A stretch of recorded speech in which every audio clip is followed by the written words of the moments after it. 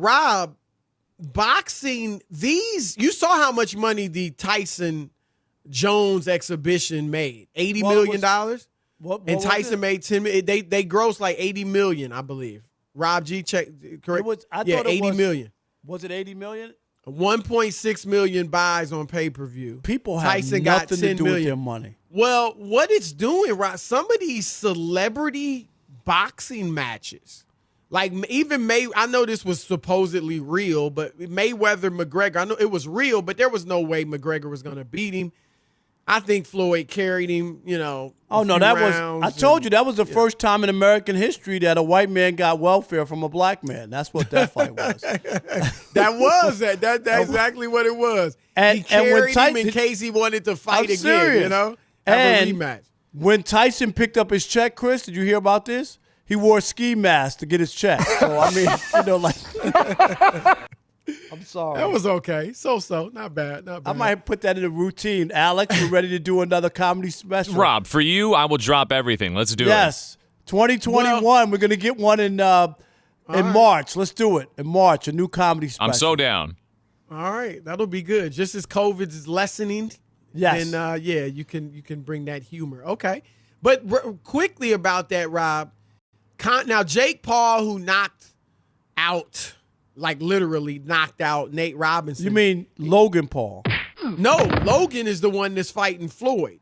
Jake Paul is his brother. That's the thing. I thought Floyd didn't even fight the most they were popular the same Paul. guys. Oh, I got it. Okay. No, so Jake Paul, who's Logan's younger brother, who knocked out Nate Robinson, he wants to fight Conor McGregor. And here's the thing, Rob. I think that fight would make a ton of money. Don't you? Like, these guys, neither one of them is a good boxer. But it's really like, you don't need to be you getting people now who really may not even know how to fight. Now, those two know how to fight, obviously. But, if you're a big name, like what if a couple rappers that are well-known were going to fight? They make a lot of money.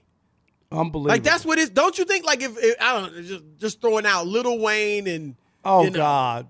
Jay-Z or something. Lil Wayne and Jay-Z, people would pay money. Yes, that's my point. Like, boxing better be careful. You know what I mean? Because these name people that can't fight will draw big crowds, and so or big pay-per-view, fans. So it's gonna be interesting. But anyway, speaking of fight, LeBron James spoke on the Road Trippin' podcast with Richard Jefferson, Channing Frye, his former teammates, Channing Ali Fry? Clifton. Yeah, we got to get. Will Channing come back on the ICOP? I think you scared him, Rob. No, he'll be good. We'll try to get him back on. But it was a great. I was just listening to it before the show, part 2, and one of the things LeBron said is that he was hurt when Kyrie, implied that he wasn't clutch. Here's LeBron. I was a little like damn. Once I got the whole transcript, I was like, damn. I wasn't like, oh, you tripping. I've hit game-winning shots my whole life. I was not like that. I was like, damn, because you were there for a couple seasons. I mean, I played with Kyrie for 3 seasons. The whole time while I was there, I only wanted to see him be an MVP of our league. I only cared about his success. And it just didn't align. Yeah. It just didn't align. And we was able to win a championship. Yeah. That's the craziest thing. We were still able to win a championship, and we could never align, but I only cared about his well-being, both on and off the floor. And it kind of it kind of hurt me a little bit. Now, for those that might not remember, we don't have the Kyrie sound, right, Rob? For those that might not remember, this was a few months ago, Rob, and Kyrie was on Kevin Durant's podcast. It was while the Lakers and everyone else was still playing in the bubble. And Kyrie went on Kevin Durant's podcast and basically was saying, look, I've always, been comfortable in the clutch. I'm paraphrasing, but summarizing what he said. I've been comfortable in the clutch my whole life. I've always felt like I was my team's best option to take the last shot. And now that he's playing with Kevin Durant, obviously, he was like, this is the first time where I can really look down at another dude on the team and be like, yo, that dude He didn't say dude, but that dude can hit the shot too. And so that, of course, Kyrie Irving's most famous teammate was LeBron James. So if you say that, you are implying that LeBron couldn't hit that shot, or at least you didn't think he could hit that shot. And so LeBron said, look, obviously this became a big story. We talked about it on the show. They talked about it everywhere. And LeBron said, Rob, that what he did was he heard about it, of course. It was all over. He had his people get the transcript so he could really see, because, sometimes stuff does get taken out of context and all that. And so he wanted to see, did Kyrie really kind of call him out? Because Kyrie came out with an Instagram post like, why must it always be brother against brother, all this stuff. If I would have called him out, I would have said his name and all that. So kind of saying he didn't. But LeBron listened to the transcript, saw it, and came, to the conclusion that, yeah, he was calling me out. And I'll say this, Rob. Because your boy, and shout out, we love T.O. T.O. Instagram me today, hit me on, the DM on Instagram. Kyrie, they tripping. The media tripping. He wasn't going at LeBron. He would have called his name if he wanted to go at him. And I said to T.O., T.O., if me and you got a radio show next year, and what you trying to say? No, I know, but hold on, hear me out, Rob. And I want your answer on this, because I think T.O. has infected your psyche. Because I know where you're going. What are you talking about? What? So if I said to T.O., me and you got a radio show next year, and I said, finally I got a show with a co-host who knows something about sports. Now, I don't have to say your name, but obviously I would be dissing you. Rob Parker. You know what I'm saying right now? Would you be bothered by that? Well, I wouldn't be bothered from this standpoint. But you would know I was talking about you. You were talking about me, yes. Okay. Right, that's all I'm saying. But I wouldn't be bothered from the standpoint that I know what I'm talking about. So what you're saying wouldn't affect me. And I guess what I'm saying in this case is, yes, he was talking about LeBron. Okay. Obviously was in that conversation because of the people he had played with. But when you talk about Kevin Durant, and it's a compliment, I think, more so to Kevin Durant than it is a slight to LeBron. I really do when I think about it. Well, I don't disagree necessarily with that. Because that's really what that's where to LeBron. That's really where he was going. Like, this dude who helped the Warriors win 2 championships, who won back-to-back MVPs in the final, who had that big shot in LeBron's mug in one of those. I'm just saying, Chris, like in talking about his admiration and respect for Kevin Durant, he trampled on LeBron. But right. I do agree with T.O. If you just want to say, he could have said LeBron ain't clutch. Like that championship we got in Cleveland, I won that bad boy. You remember that 3? No, I made that shot. Like he could have just gone that route. No, of course. I do believe it was more about his admiration for KD than it was a flat-out LeBron can't make a clutch shot. I don't believe that was his intention. I can give you that. I think he had a lot of, because KD is just a flat-out. Because he was talking about how good that KD is. But you didn't have to diss LeBron. And look, did Kyrie get amnesia? I mean, your only championship. Right now, Rob, and I was talking to somebody around the league earlier about this, and I said, right now, because Kyrie is a tremendous player. There's no doubt. You've heard me say he's a Hall of Famer. Assuming he stays healthy. Maybe even if he doesn't, he might be in the Hall of Fame. But at this point in his career, Rob, why is Kyrie a Hall of Famer? Because he played with LeBron. Well, but he also had he would be great indivially. You know what I'm saying? I know, but you talk about that shot. That's one of the all-time great shots. It might be the best shot ever. But my point is, if you look at Kyrie's career, he's never won anything without LeBron. He's made the playoffs one time in the 4 years, I believe, he's played without LeBron James. And so I'm just saying, you didn't have to take a shot at LeBron Because Kyrie's intelligent. He knows he played with LeBron. So when you say this the first time I can look down, it's just like if I was I brought up the example with you. I don't have to dish you to say, this is going to be a lot of fun. We're going to have a great radio show. You know what I'm saying? So that's all. That's the point. But here's another thing, though, Rob. And I've been saying this is the best Odd Couple show I've ever been on national radio. I told you that before. Right. But I got to say this, too.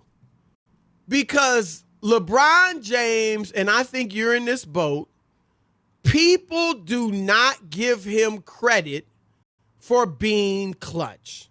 Now, know this, and I think you've heard it before. He has more game-winning shots in the playoffs than Michael Jordan.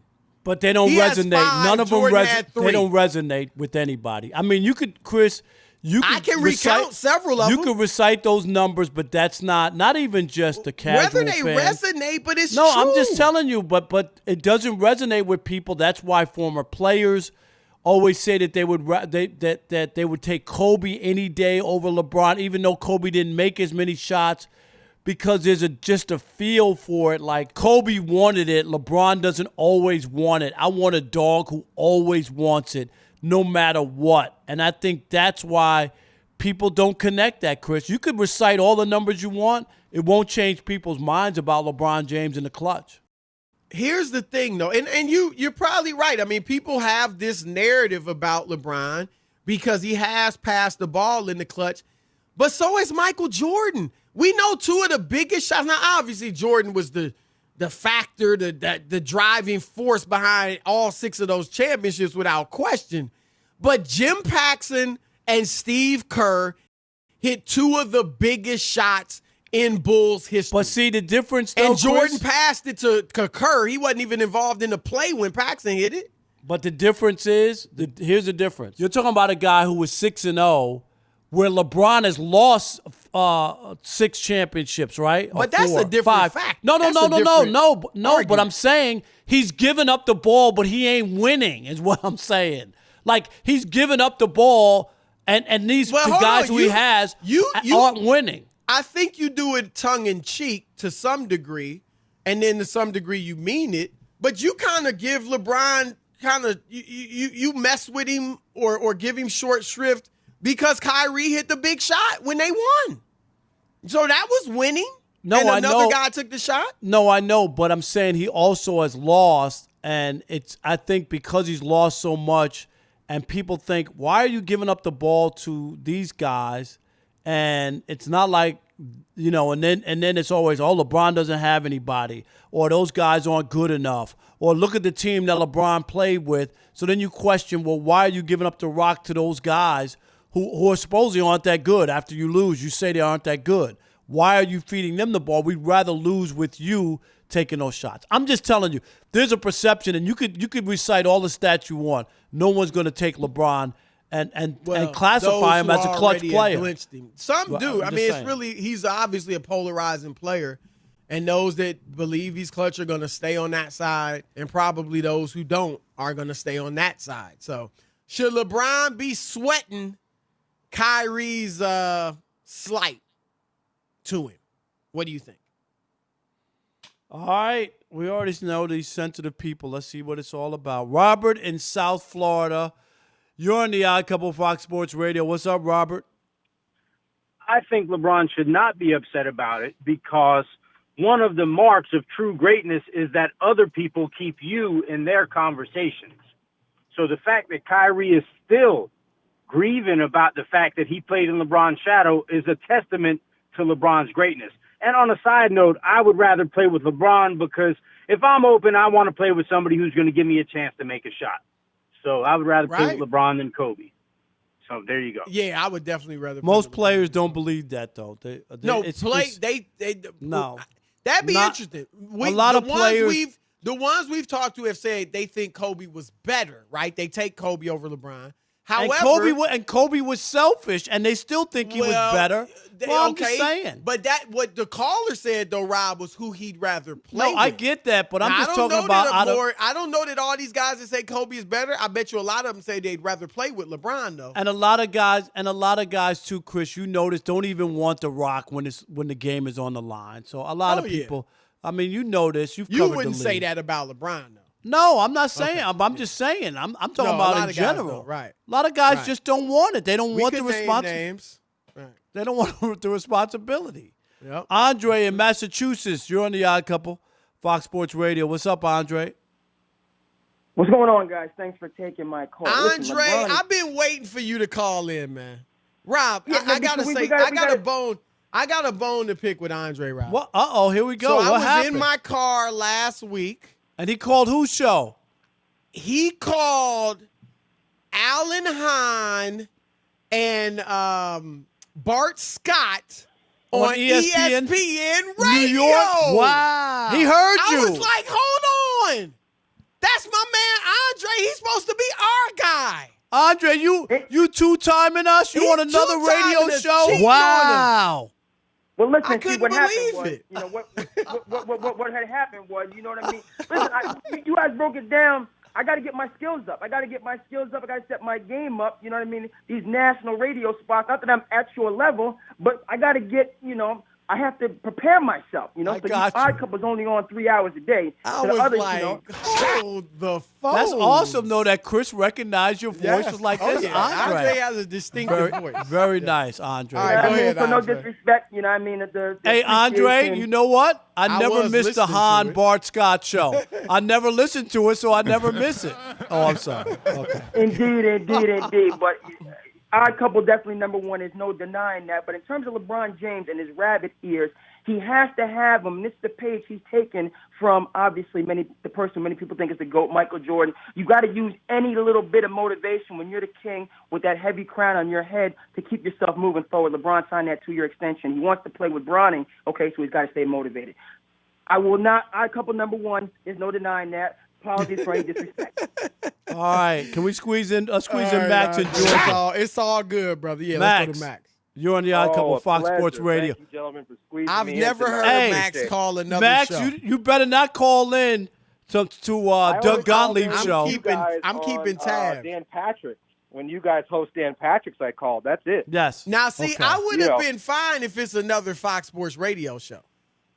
But it was ESPN, of course. You guys know I ride with y'all. Y'all are my right. dudes. So. All Hey, right. so for me, this is pretty clear. It definitely affected him. He obviously told us it affected him. But the thing is, that's something you just don't share. I don't even think you tell your tight boys, but you just don't share that. The truth always hurts. It always stings. I don't really think he's going to use this for motivation because I think he's just too weak. This guy, everything bothers him. How's he weak? I remember when Kyrie said, they asked him, what's the difference between Cleveland and Boston? He said ball movement. So it's ball movement, it's late game abilities. I mean, LeBron, what do you do right now? You just block a shot, block off the backboard. I mean, the guy, he just lets everything affect him in the negative ways, and that's just something you just don't share. You just don't share that. Well, what I was on the herd today talking about this, Rob, and I said, look, because Colin basically said the same thing you guys said, like, shouldn't LeBron be above this? I said, you know what? LeBron was just honest. A lot of people, as Max said, a lot of people would have been, and I might even been like this. They might have been like, man, please, I ain't even thinking about that dude. Like I'm not worried about what he said.